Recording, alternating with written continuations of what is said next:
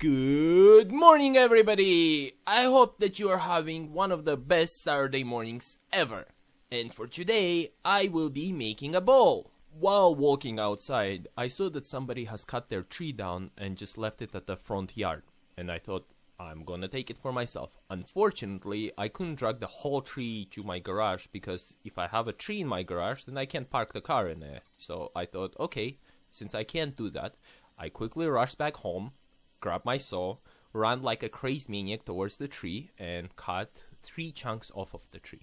Once the 3 chunks were cut off, I brought them home and I thought, alright, I'm gonna make me some bowls. And that's what you see me doing here. I have attached it to the lathe and I start turning away. One of the things that actually has surprised me is the outer layer of the tree was quite soft.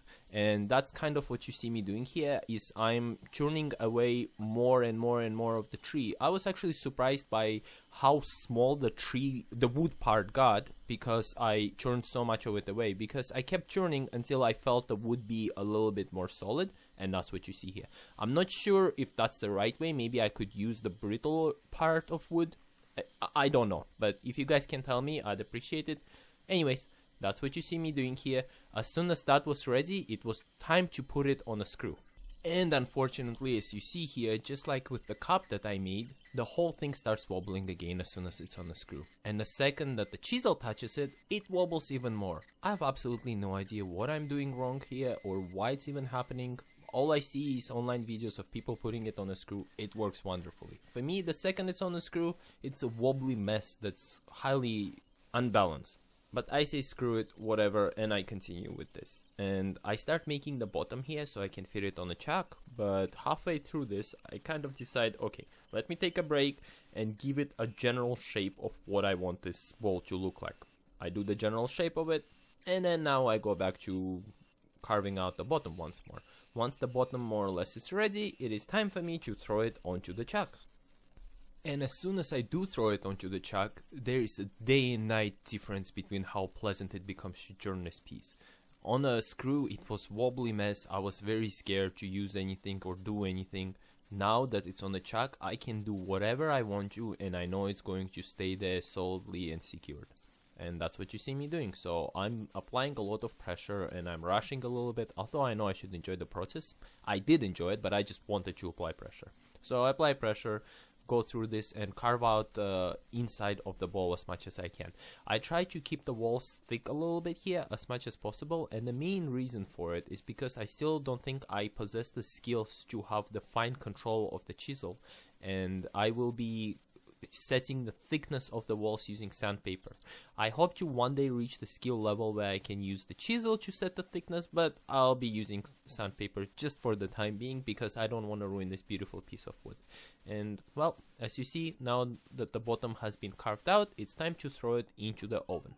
I use a bit of parchment paper, set the temperature to 300 degrees Fahrenheit, set it to broil, and I go about broiling it for an hour. And the reason for it is because this piece of wood is still green, so I thought this is the best way to dry it and get as much moisture out of it as I possibly can.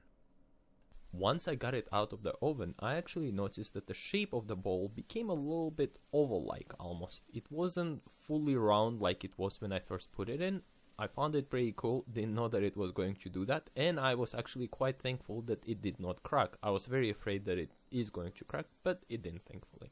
So anyways, it's there, I shove it back onto the lathe and I start sanding it out.